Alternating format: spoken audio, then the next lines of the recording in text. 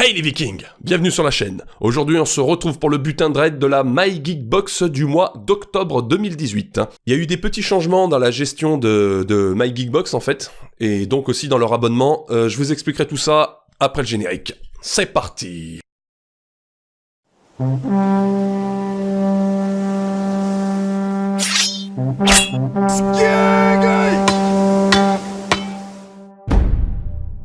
Alors voilà, alors comme je vous l'ai dit juste avant le générique, MyGeekBox a changé leur abonnement et leur manière de gérer leur box. Avant, c'était donc une box mensuelle, sans thème précis.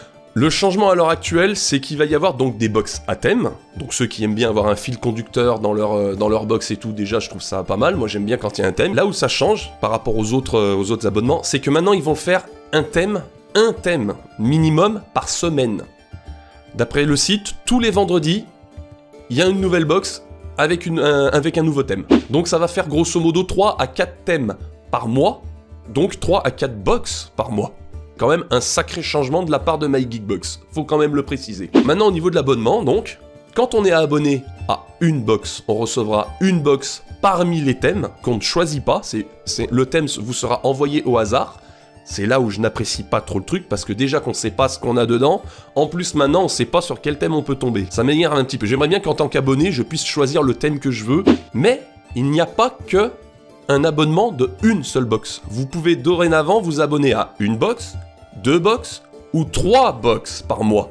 Toujours choisi parmi les différents thèmes que eux feront au fur et à mesure des semaines en fait. J'ai donc 3 box qui ressemblent à la même chose quoi, et je sais pas quelle box, sans l'ouvrir, je ne sais pas quelle box, quel thème c'est. Par contre, il confirme par email l'envoi de vos box, 1, 2 ou 3 en fonction de votre abonnement, et il vous confirme les thèmes qu'ils vous ont envoyés. Mais une fois que vous les recevez, sans ouvrir la box, vous pouvez pas deviner le thème. Je veux dire, moi je suis pas Superman, à travers mes lunettes, je vois pas ce qui se passe dedans. Au pire, je jette un coup d'œil vite fait dedans par rapport aux licences qu'on a, et j'en déduirai par rapport à l'email que j'ai eu qui me dit les licences avec le nom de la box, avec le nom du thème de la box. Voilà, je confirme, il n'y a pas de petit livret. Je pense, MyGeekBox, il y a encore des petits trucs à rattraper. Hein.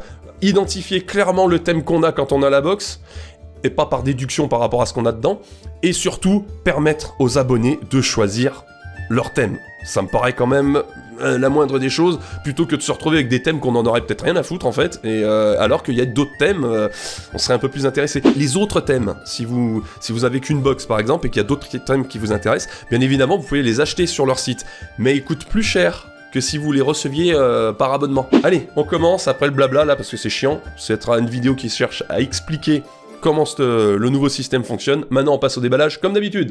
Allez, donc je vois le t-shirt, un blanc, je mets de côté, on verra pas. Je sais pas ce qu'il sent, mais il sent pas très très bon. On va commencer par une petite merdouille, parce que je vois du Jurassic Park.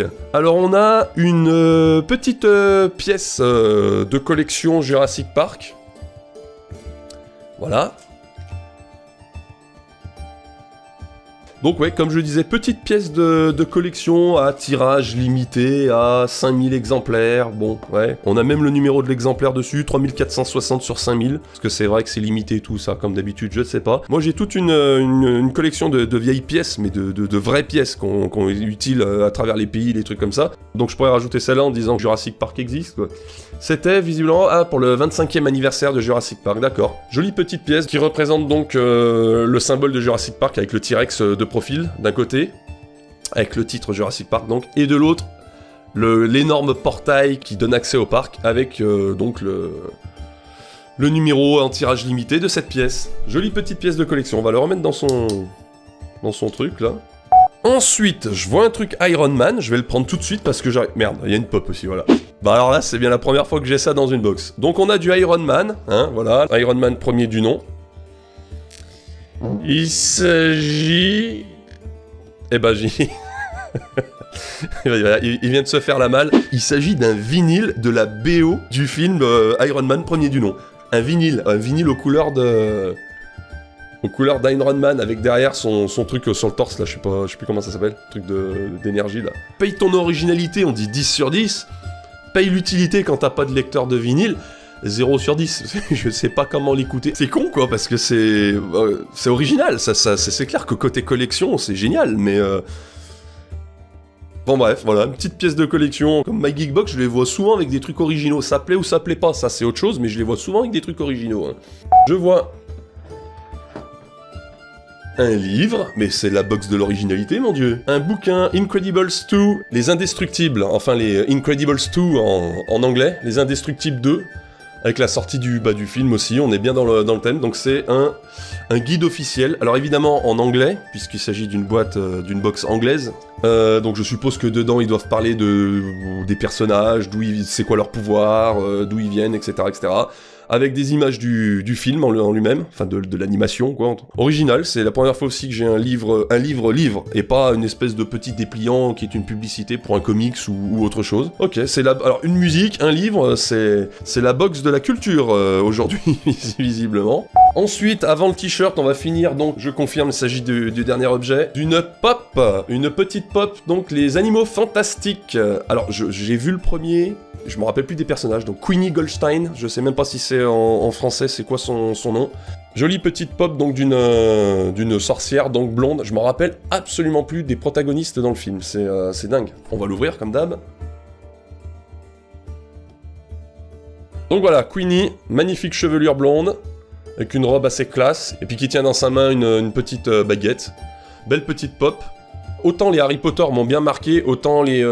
Je suis désolé, mais autant les animaux fantastiques, j'ai pas spécialement accroché à comparer aux Harry Potter.